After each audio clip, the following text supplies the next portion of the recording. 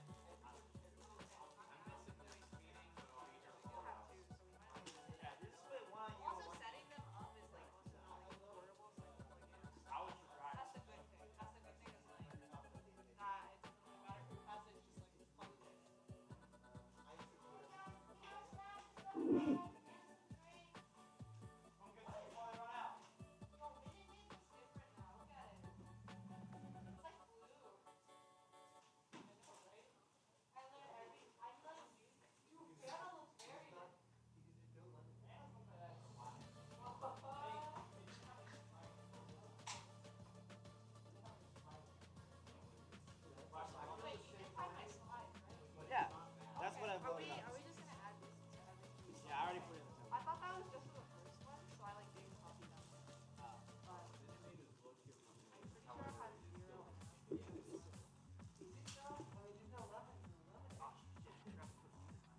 I don't know what music to do. I'll figure it out. It's okay, you don't have to just copy. Huh? I'll just play this, I guess. You just keep playing. Yeah.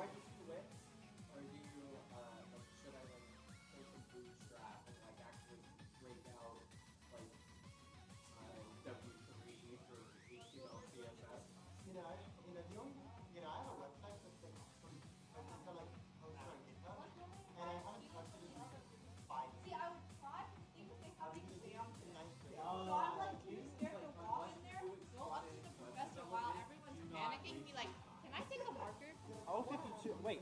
Oh, wait. Wait. There's one right here.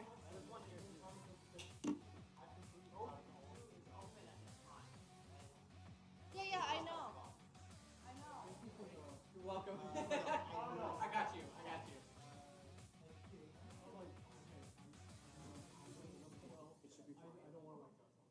No, that's completely understandable. Yeah, it's completely understandable. No, I got you. But it doesn't Like, if exist. you're there and I'm not That's there. good. If you have it, you should probably start installing now. So this takes a while. Like, you have the Unity thing. I don't actually remember what. Like, I downloaded it on. Like, I haven't actually opened it yet, so it might take me a while. Like, I know Maybe it's try like, opening it. like, I know that like Unreal, like, it'll be like. Yeah, because Unreal has the shaders. Yeah, Unreal Compiling does. shaders. 5 minutes later, compiling shaders. Oh, you don't actually. Look at him.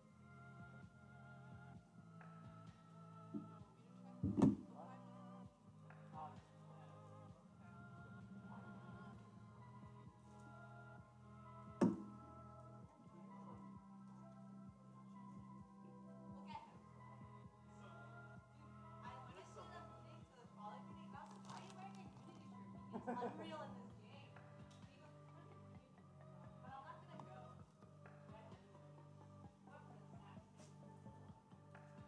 Oh, no. Oh, of course.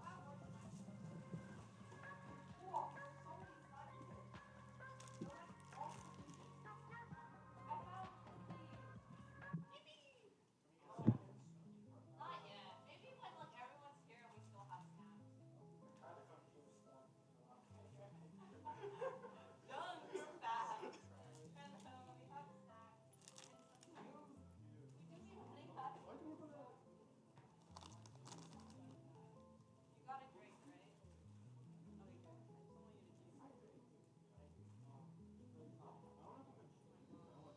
just don't want you to dehydrate. Yeah. Gotta tell them to restart. Okay. Funny story. I fixed 2 people's Unity projects today on my TA office hours. How do I animate my minion to hop? Have you opened the animation tab? I'll be right here. Hey, we're gonna get started pretty soon. We're gonna leave a couple minutes for people to get in. If you have not yet downloaded all the stuff in this link, download it now because it usually takes a while.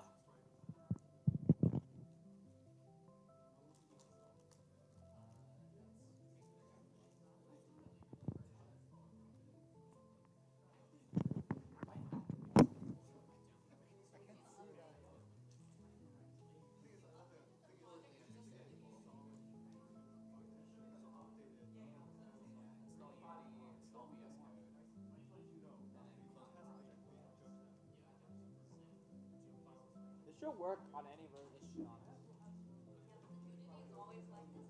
Yeah, okay. Give it basically. Over time. Yeah. Because when we see video,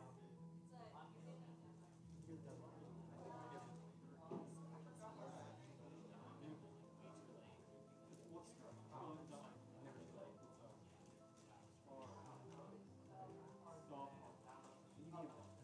here's the demo. I think video is I felt like just like go like more athlete. I hate it. He's here. Isn't this like your third time doing it?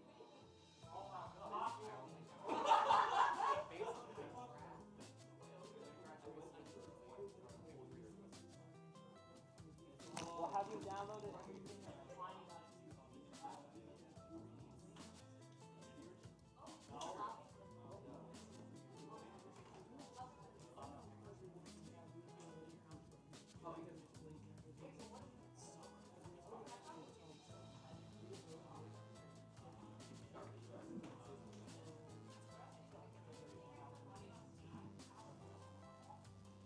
Oh my god, wait, Valid. We can do quick features at F1.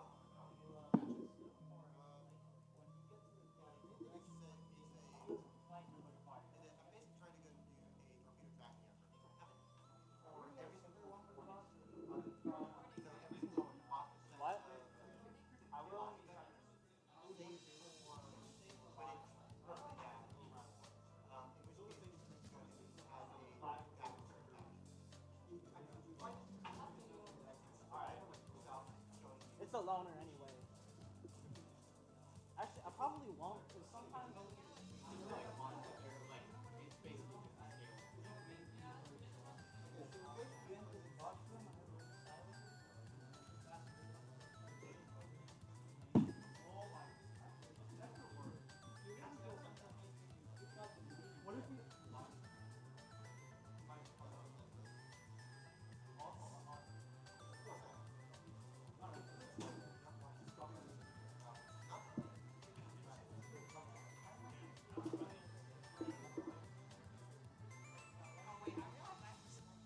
Yeah.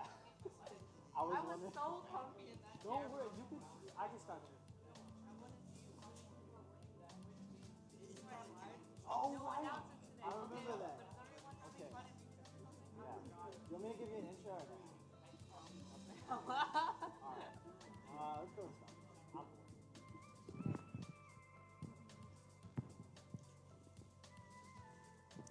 All right, guys, we're gonna get started with this meeting. Woo! If you haven't already, there's snacks in the front, and then you can go ahead and just open Unity on your laptop. Where's the room mic?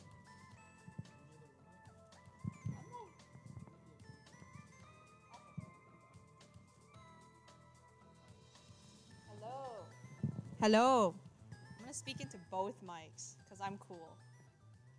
I'm gonna wait for everyone to settle down, and we're gonna get started with the meeting. Okay. All right, you guys ready for the second meeting of VGDev? Yeah. Okay, I'll take that as a yes. That's good enough. Yeah, that's good enough. Good enough. Okay. So today is the Unity workshop, but before that, we have some announcements, and then we're gonna be playing racquetball in the CRC after. All right. Cool. First, I need everyone to do attendance. We're gonna have to do attendance every week, so the COC knows that we meet every week and how many people are coming. They also use this to decide how many snacks to give us, so snacks are good, so you should do attendance. The more people that fill out this form, the more snacks we get. True. Even if you were on Twitch, if you're watching this on Twitch, you should still fill it out. True. We do need to tell. There's an option to say that you're meeting online, so yeah.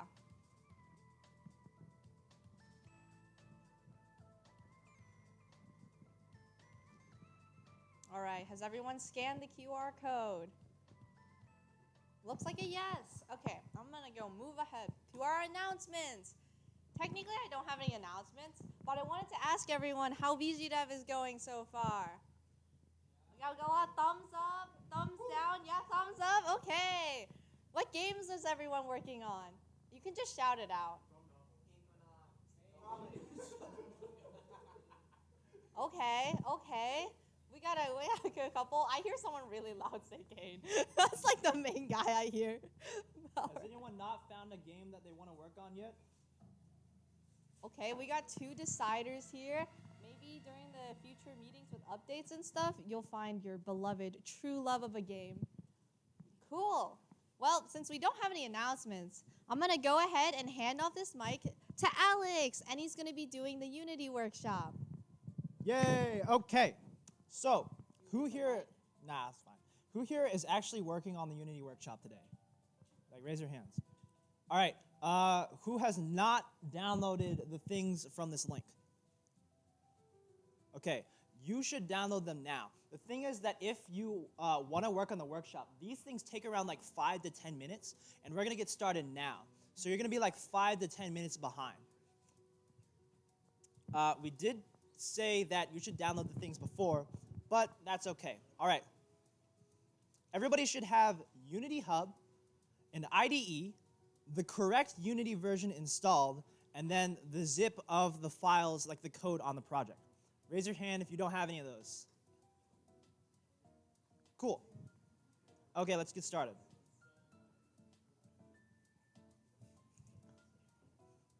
If you open up Unity Hub, it should look something like this. Right now, you might not have any projects in the list, but what we need to do is tell Unity that the project, the code that you added is a Unity project. So you can go ahead and click next to open, click the drop down, go to add project from disk, and then select the folder with the project in it. So in this case, mine is just called VGDev Unity Tutorial. So you double click on it and then add project. If you click on it, it's gonna take a while to open up for you, probably around 5 or so minutes. Yeah, this is a good time to install any of the things that you need. Anybody have any problems? What's up in the back?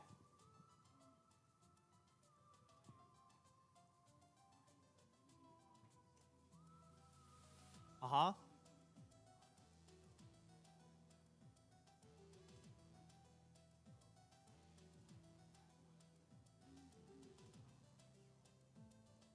You go help him? Thanks. All right. Is anyone else having problems with the Unity version? Yeah? What?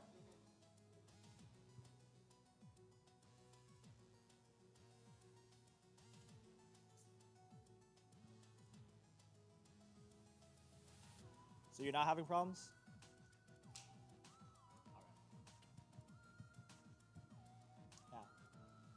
Yeah. Raise your hand when you see a screen that looks like this, with the Unity window opened up.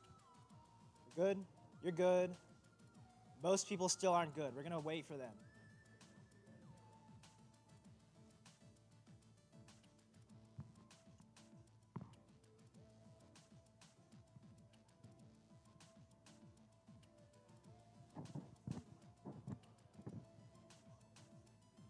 I'm gonna give it like 2 more minutes.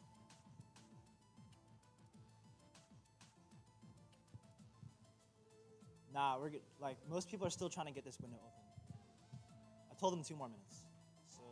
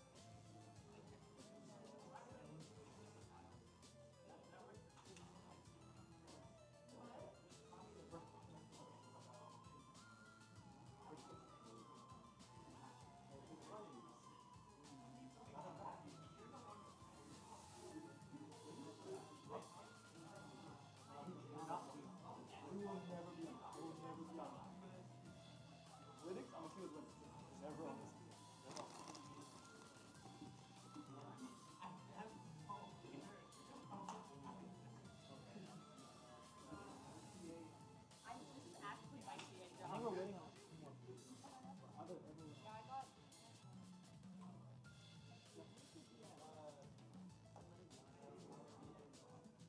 Hey man, what's up?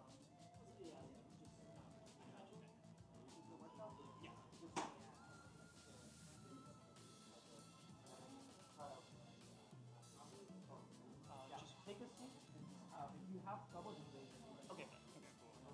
Sorry, man. No problem.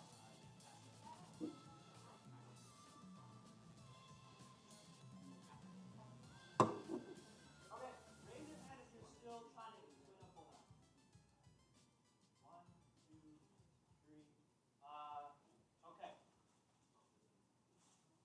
In the interest of time, we're going to need to move on, but don't worry. Most of the basics can be picked up pretty easily.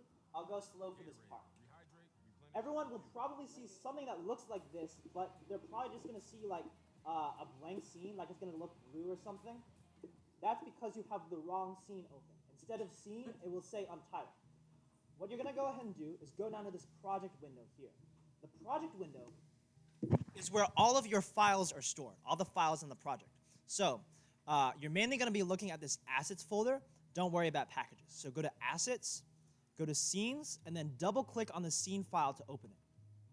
I've got it open already, so I don't got to worry about it. Next, let's go ahead and take a look at how the interface for Unity works. So the scene view is here. You know how sometimes if you turn on cheats in a video game and then you like no clip and fly around? That's basically what the scene view is. It's a way for the dev to look at all the stuff without being constrained by the laws of the game. This panel over here is called the hierarchy. This is where all of the game objects are stored in a list, so you can see all of them. Right now, all I have is the main camera, this skeleton enemy, and the level. I can select them by just clicking on them. Over here on the right is a panel called the inspector. The inspector is where you see the different properties of each object. So, for example, if I click on the main camera here, I can see it has a transform, which tells us the position of the camera, its rotation and scale, this camera drop down, and then this player drop down. Okay. Oops. The game window is what we're going to look at next. This is where, this is essentially what all your players are going to see.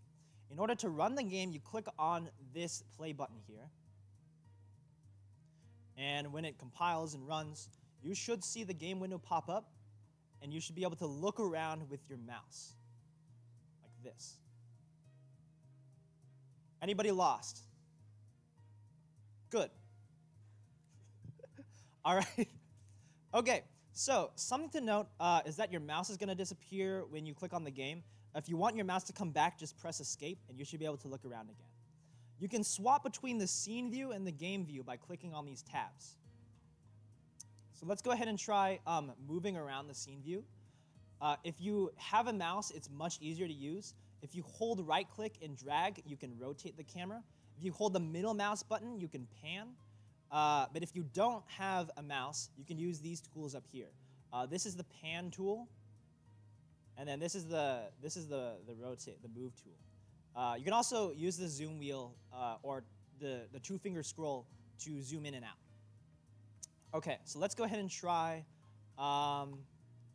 stopping the game. This will turn the scene back to normal. Okay, so moving around and looking around at a static scene is all right, but let's say we want to make a game about shooting. Let's say we want to make a game where every time you click the mouse, you shoot out a ball from where you are, and if you hit an enemy, the enemy dies. This is pretty basic, but we're starting with the basics. So let's go ahead and right-click on the hierarchy. Go down to 3D Object and click Sphere. This is going to create a sphere in your world. If you select it, you should see these 3 arrows come out. This is how you move things around. If you used any 3D modeling software, this should be pretty familiar to you. Make sure that you have this tool, the move tool, selected. You should be able to move it around pretty quickly. If you run the game, you will see the sphere if you try to look at it.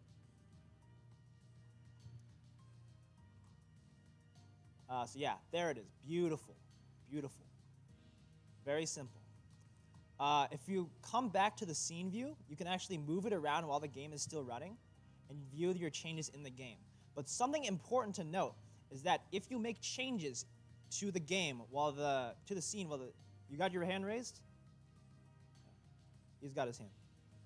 If you make changes to the scene while the game is still running, then when you stop the game, the changes won't be saved. It's very important to note. It trips up a lot of people when they first start using Unity. Okay, so let's see. A static sphere is nice, but again, we want the sphere to shoot out. And in order for the sphere to have movement, we need to tell Unity that the sphere is part of the physics system. So, how do we do that? We use something called components.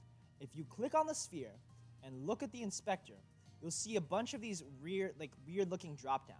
You don't really have to worry about these, but basically, components tell Unity the properties of an object. So, in this case, what we want to do is tell Unity that this sphere has the properties of like a physics body. To do that, you come down here, click on Add Component, look up Rigid Body, and click on Rigid Body here to add it. If you run the game, then it should fall down.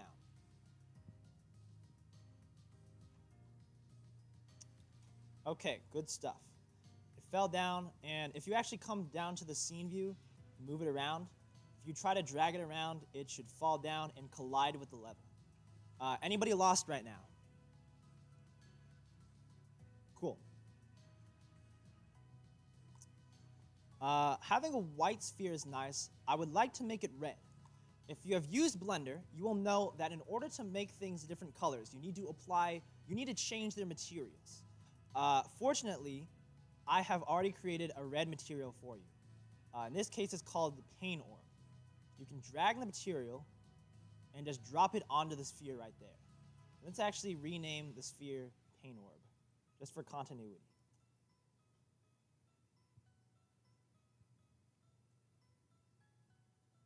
Okay, beautiful. I would also like to make the sphere a little bit bouncy. I've made this physics material too. You can just drag it on the same. And if we run the game, the orb should bounce whenever we move it around. So let's see. It's about what we want. Let's make sure that it's doing the same thing in the scene view. Good stuff. Let me skip the ad, hold on.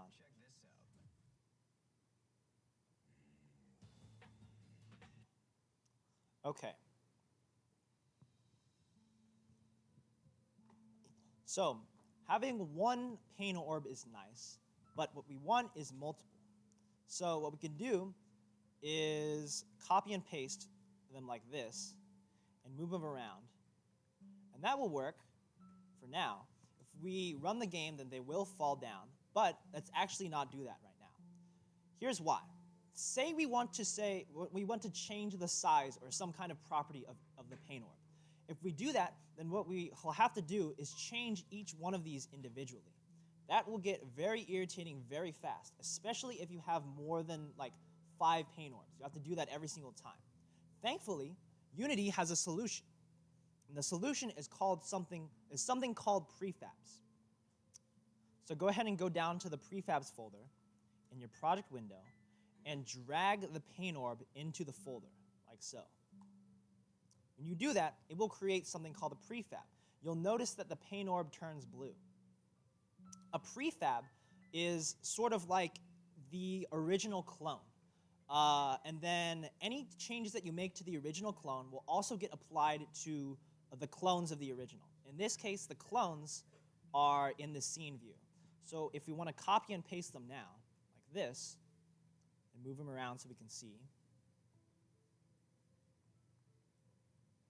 then when we change the properties of the original by, say, changing the scale 0.1, you will notice that all the paint orbs in the scene also change.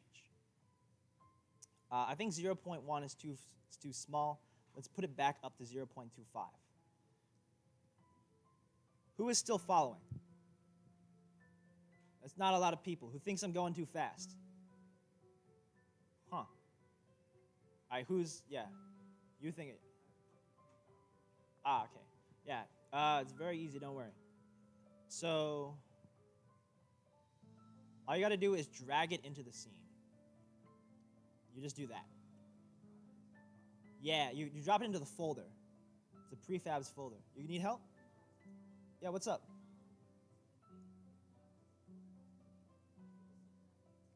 You can drag it into whatever folder that you want, but I call it prefabs because it makes things nice.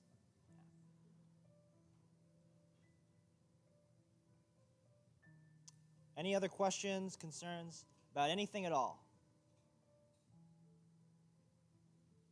Yeah, what's up?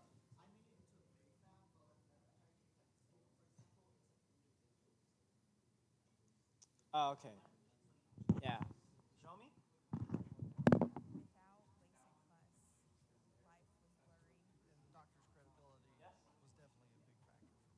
What's your question? Oh, you need help? Okay. Yeah. We're going to pause here while everyone gets their stuff sorted out.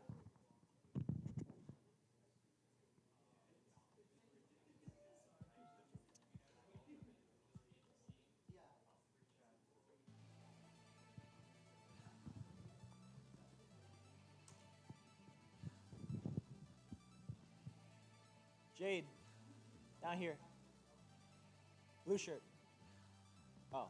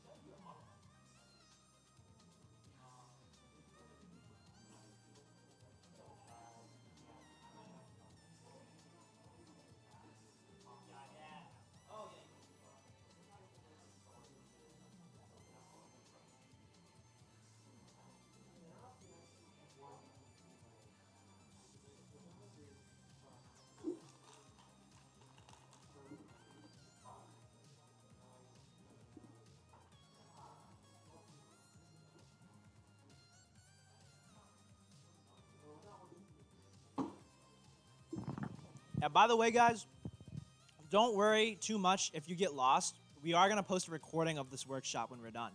So you can go back and look at it.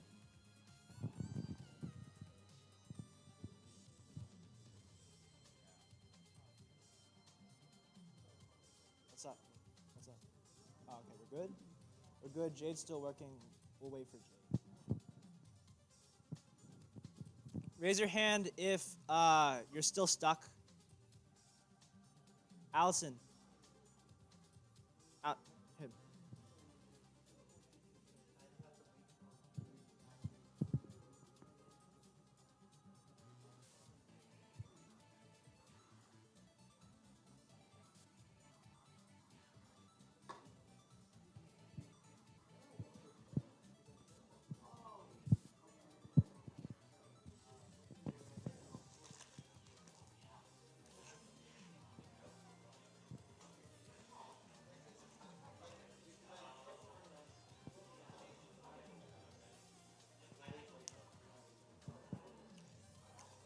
We're going to give people a minute or so.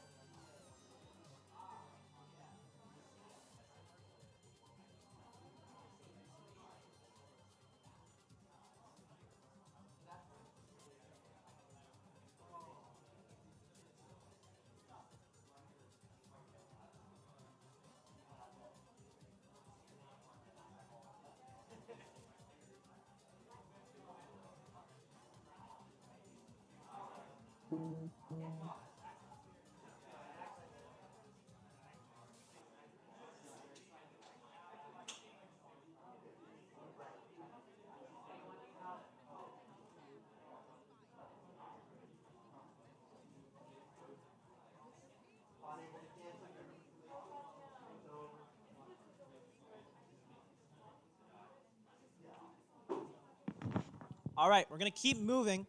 Is anyone like screaming at me not to? All right, cool.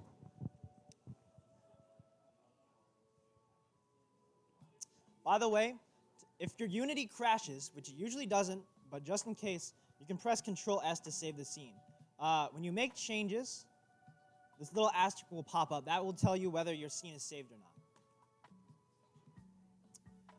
Okay, so we have our paint orb prefab. It bounces, it's red, it's a nice color. It's in the physics system, so gravity affects it and it doesn't collide with the floor. Now all we need to do is tell Unity to make one of those every single time you click the button. But unfortunately, we cannot do that without opening up some scripts. So come down to the Assets folder, open up Scripts, and open up this file in your IDE of choice. You probably opened up VS Code. You probably downloaded VS Code. If not, you should know how to use your own IDE. But here's how to open it if you don't know how to use VS Code. So your VS Code will probably look like something like this when you first open it up.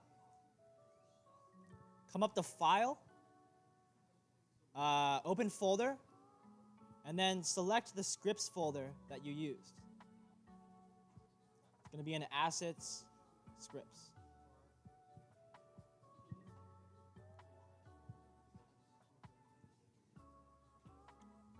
Hey, Nick. When you open up VS Code and have this file called player.cs open, here's what it should look like. Now, what is going on here? Well, you can ignore most of it, but here's what's going on. Remember when I said that components tell Unity how an object should behave? Well, the fun thing about Unity and scripting is that you can write your own custom components. In this case, I have made a component called player, a script called player, and attached it to the main camera. Every single time you make a script, and you wanted to make a component, you need to make a class called the same file. But I've already done that for you, so don't worry. It also inherits from this mono behavior, which is basically like inheriting from the base class script. The only two functions that you need to pay attention to are these two start and update functions. The comments tell you what they are. Start runs when you run the game, and then update runs every single frame. So to make sure that they're working, come down under Start, type print hello world. That's not hello world. C# uses semicolons, so don't forget to end them. Save the file with Control S, come back to Unity, and run the game.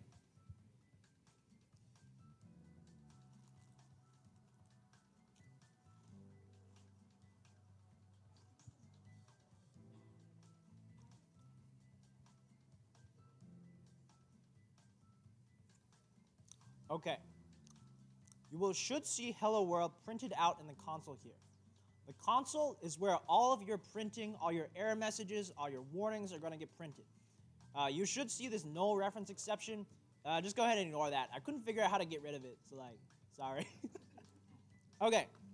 Anybody not seeing Hello World or Unity giving someone compile errors? Guy in the gray shirt. Okay, good stuff. Stop the game and let's actually do some real work. So, what we want is for every single time we press the mouse button, instantiate a new object. Let's focus on the mouse button thing first. Unity has a lot of custom logic and functions that come basically for free every single time you create this component class. In this case, it's a function called input.getMouseButton. I have to type with one hand because I'm holding the mic. 0. Basically, this just returns the value of the left click in the mouse button. What we're going to do is print that out every single frame in the update folder. Yes. Oh, yeah, thank you. Good catch. Hello? How's this? Can anybody not see VS Code? Cool. Save the file, and let's come back to Unity. I'm going to wait for it to compile. And when we run the game, we should see a bunch of falses.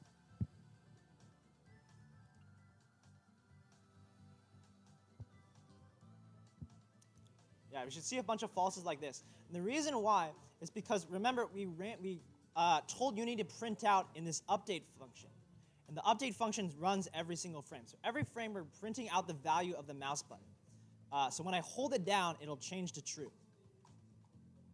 Anybody lost? Yes, what's up? Is it throwing an error?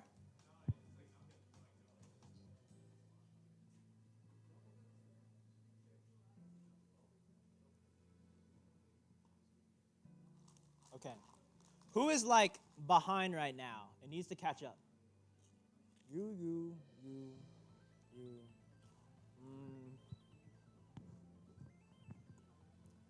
Yeah, you need help? What's up? Yep.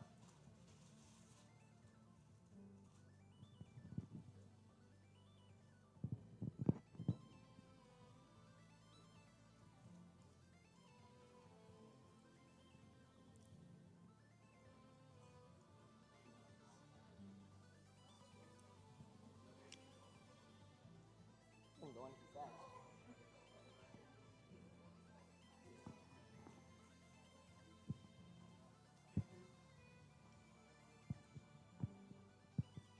You good?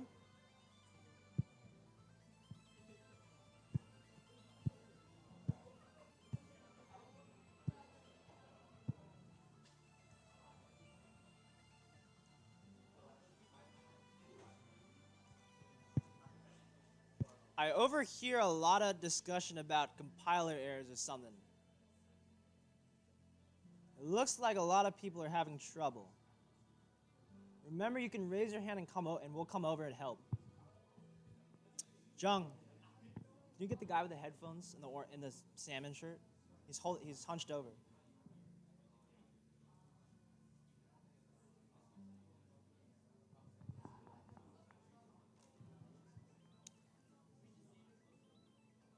Hey, what's up? Oh, okay.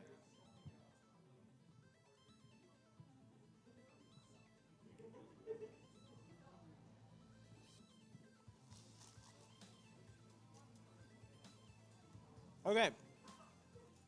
We're gonna keep moving. I'm sorry if you haven't gotten it working.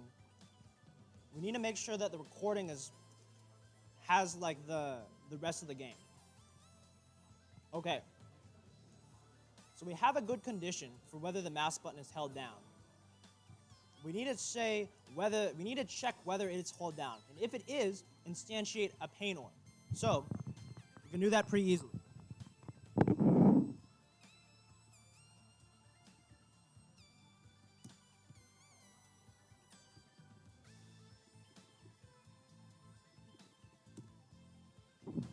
In order to instantiate a painter, we're going to use one of Unity's like free built-in functions. It's called instantiate. Instantiate takes in 3 different parameters. It takes in a game object, a position, and a rotation. In this case, let's set the position to just the origin, so 0, 0, 0.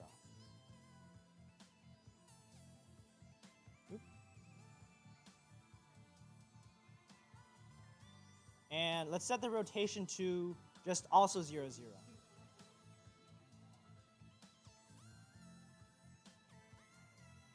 This is going to look a little bit weird to most of you because I haven't explained what quaternions are yet. They're very complicated, but for now, just assume that this is like the rotation 0, 0, 0.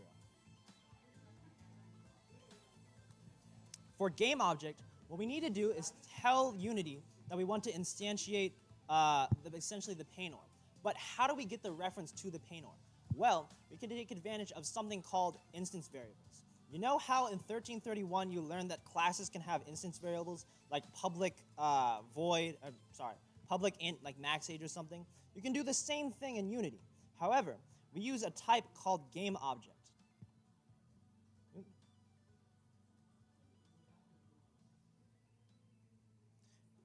What we can do is use this as a property in the inspector. So if you save the file and come back, oh, I got a compiler error. Let's take a look where it is. 3325.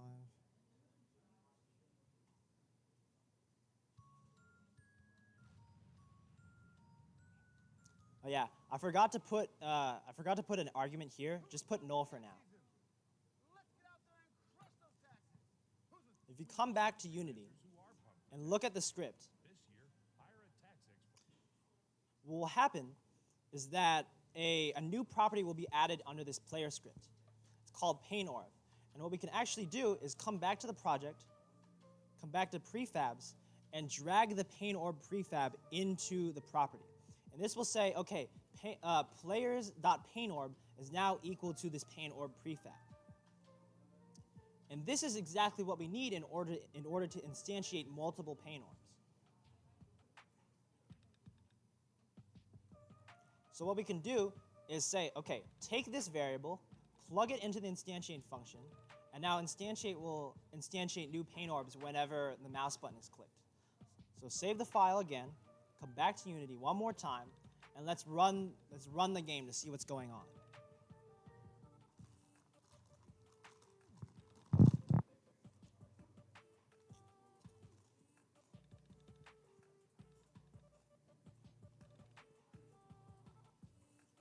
If we hold down the mouse button, oh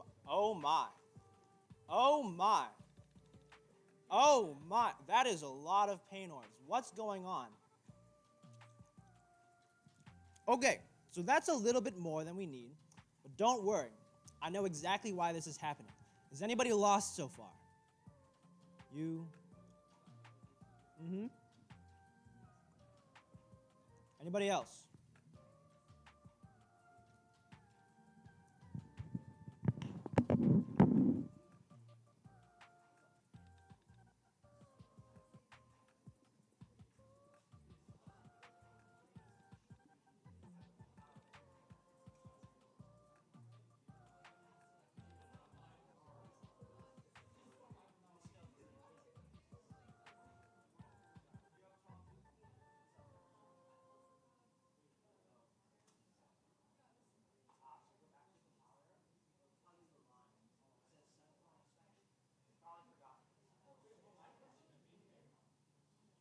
Anybody else who's lost?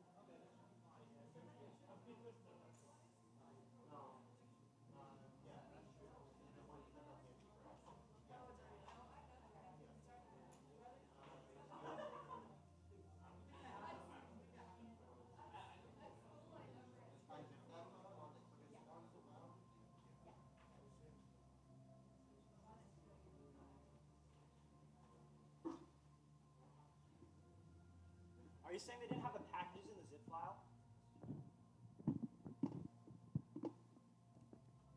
You know, when I tried to quickly open up the project with the zip file that you have on the Google Docs, it gave me an error.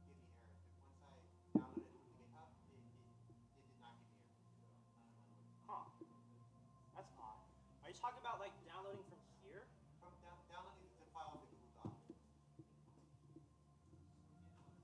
But from GitHub, it's fine. Okay, let me check it.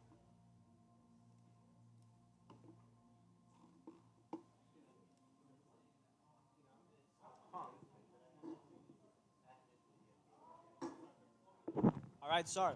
I'm gonna take off the zip then.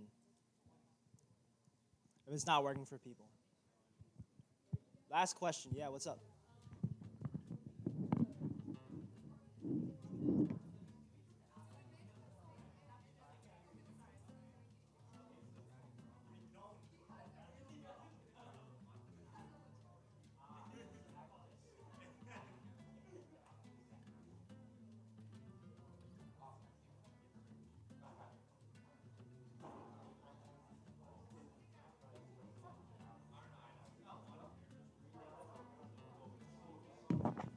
All right, one last thing, because I really want to get shooting in, but don't worry. Again, you can watch the recording. Okay. So, what we have right now is, again, a game that instantiates way too many paint orbs. And the reason why is because every single time that you have the Sorry. Hey, can we get the volume a little bit lower? I want to make sure the people in the back can hear. Thank you. Okay. Remember, what we had in the VS Code is a function in the update method. And remember, the update method is called once per frame.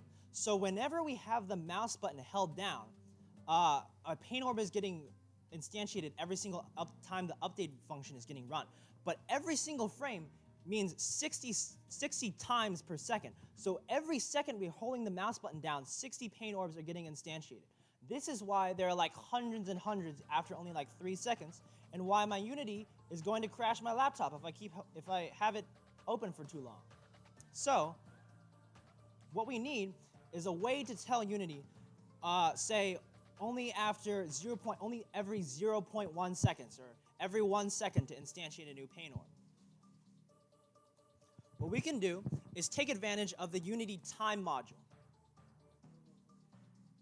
This variable, time.time, holds the current time in seconds. So we can take advantage of this pretty easily by saying if the time since the last time you shot something is greater than 1 second, then only then can you shoot. But how do we get that file? How do we get that? We need the current time, and we need the time that you last shot something.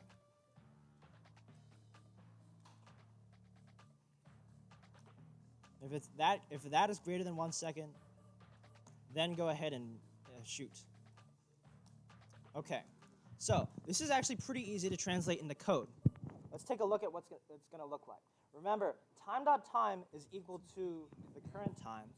And for last shot time, what we're going to do is end up making a variable for it. That way we can preserve the time through different calls of update.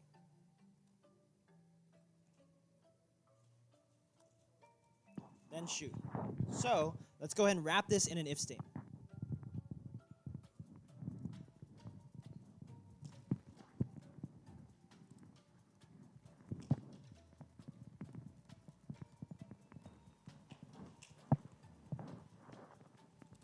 Okay, and remember we need to declare this instance variable, lastShotT, up near the start of the file. In this case, we need a numerical variable. Java and a lot of other languages use floats. That's also what C# uses.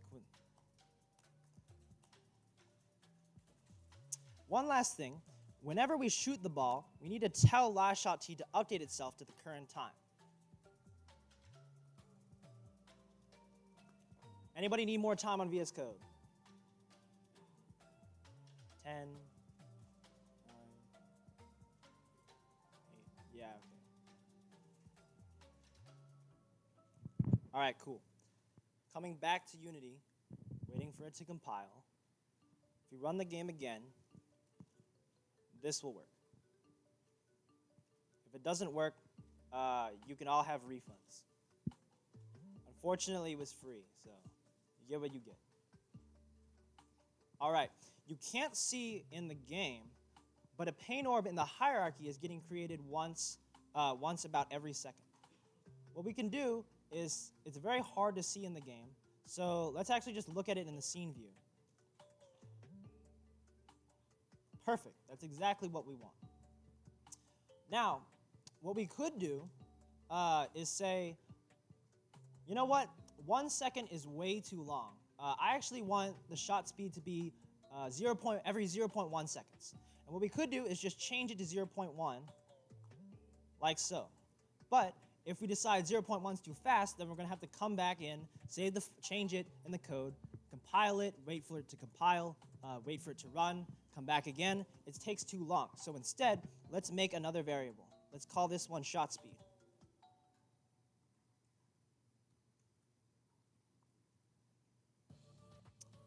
And come up here. Let's make this one public. That way we can see it in the inspector. Private floats you cannot see in the inspector. Public ones you can. If we save the file and come back to Unity,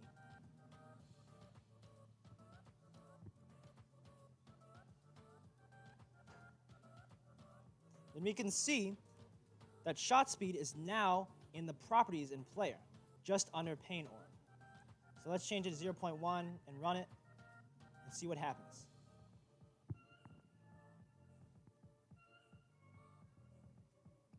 Okay, much, much faster. It's good stuff. Watch this. If we want to change it while the game is running, we can do that very easily. We can say only every 2.5 seconds to create a ball. Pane orb, excuse me. The point is, exposing these variables in the inspector is very important because it allows you to make changes to your values without having to go through code, and it also allows you to change them at runtime. Okay, one last thing before we got to end the meeting, because we only got 10 minutes left.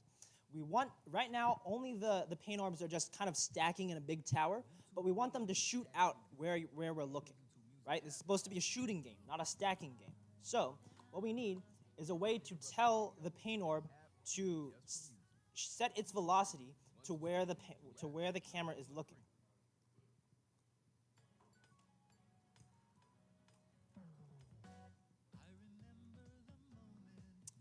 All right. Velocity is pretty easy.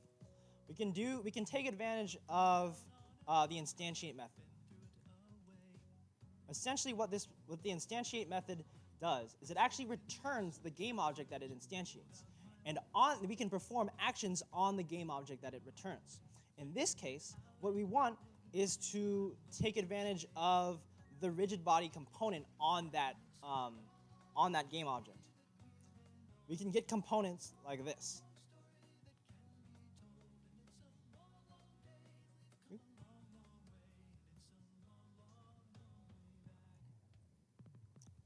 Rigid body goes here in between these little less than or equal signs.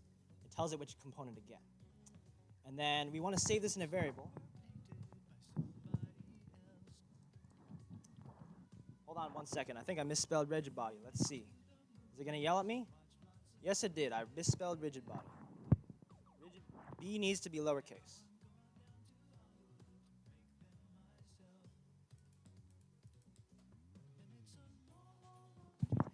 Okay.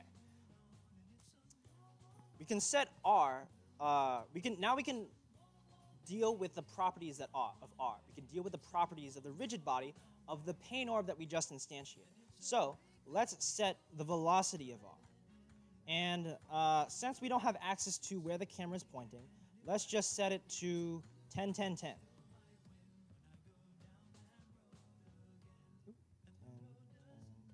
10. Save, come back to Unity, wait for it to compile, run it again. After like 2 or 3 years of this is going to be like second nature to you. It's going to be like breathing.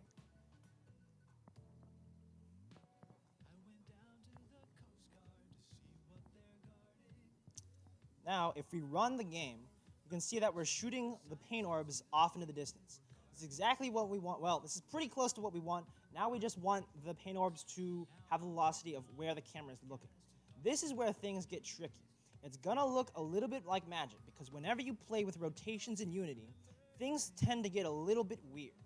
But thankfully, I have already figured it out for you. So you're just gonna have to, you can just trust me on this one. Okay, we've got the velocity down. Now we just need the camera angle. Let me pull up the code that I wrote. Okay.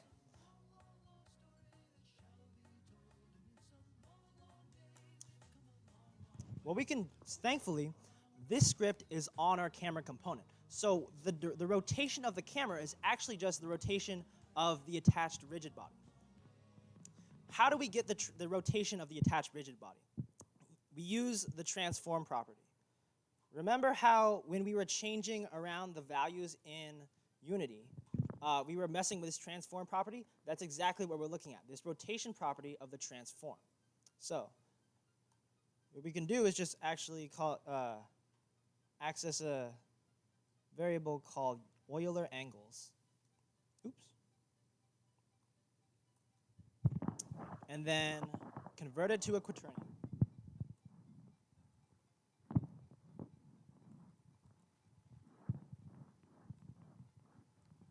And store this in a variable.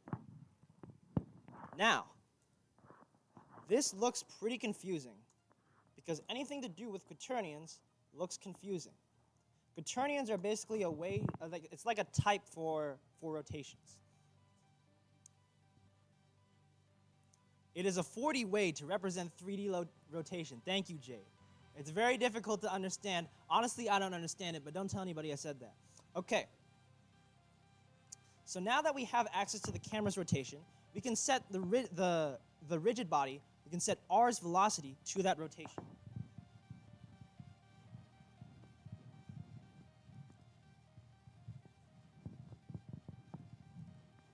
But just this on its own is not going to work because again, camera rotation is a quaternion. What we need is some way to convert it to a vector. Thankfully, that is very easy. All you got to do is multiply it by a vector 3.forward.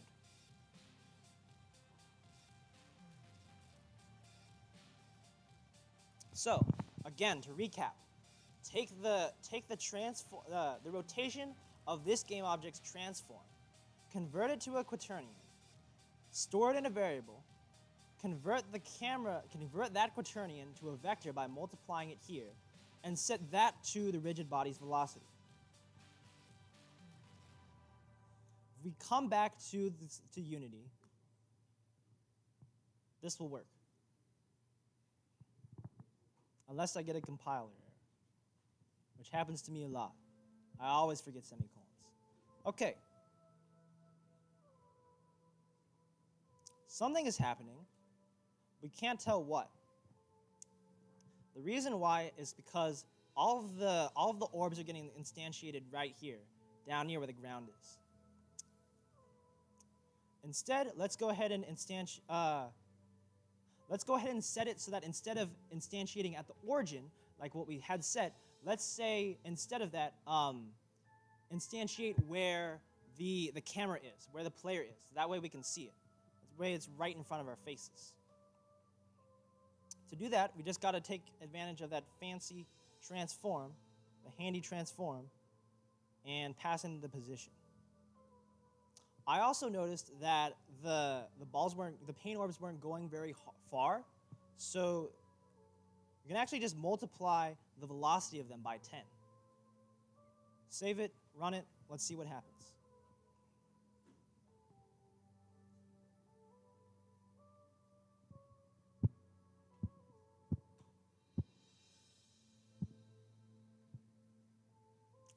Beautiful. We now have the shooting in the shooting game. Perfect. Who is lost? Uh-huh.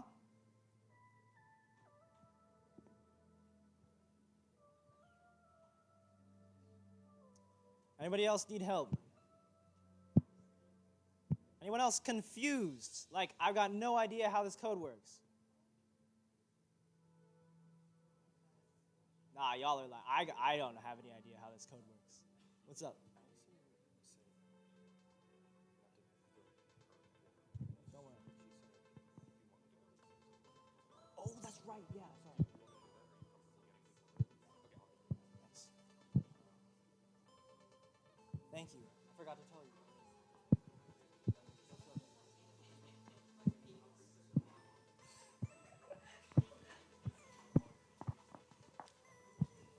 All right, we don't have time to do collision and say like and tell the enemies to destroy themselves when the paint orbs collide themselves, unless you want to stay here like for another 20 or so minutes.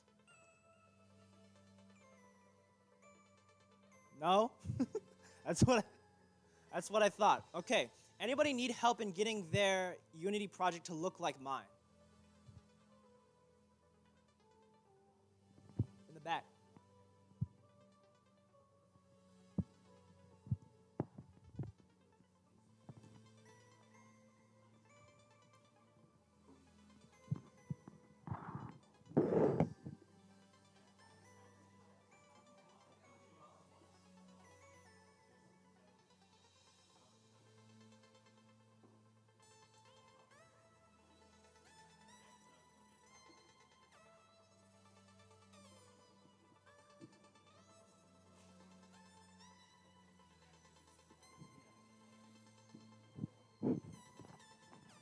All right, and I come around and look at people's projects.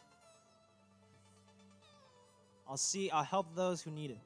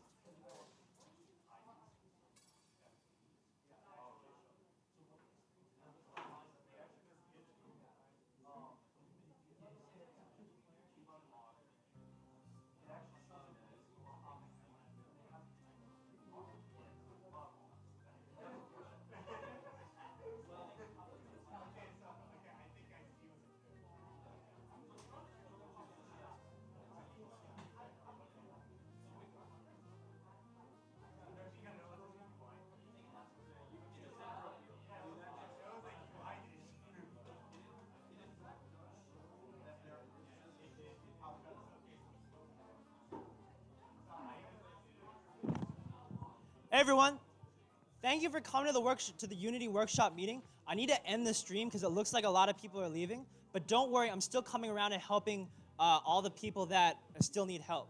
So can we actually give a really big round of applause to our TAs, Allison, Ryan, Nick, Jung, and Jade.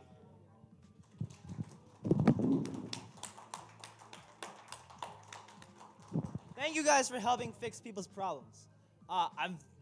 I looked around and looked at a couple people's projects. I'm very proud. Unity is super finicky. There's a lot of errors and things that can go wrong. So good job for sticking with it.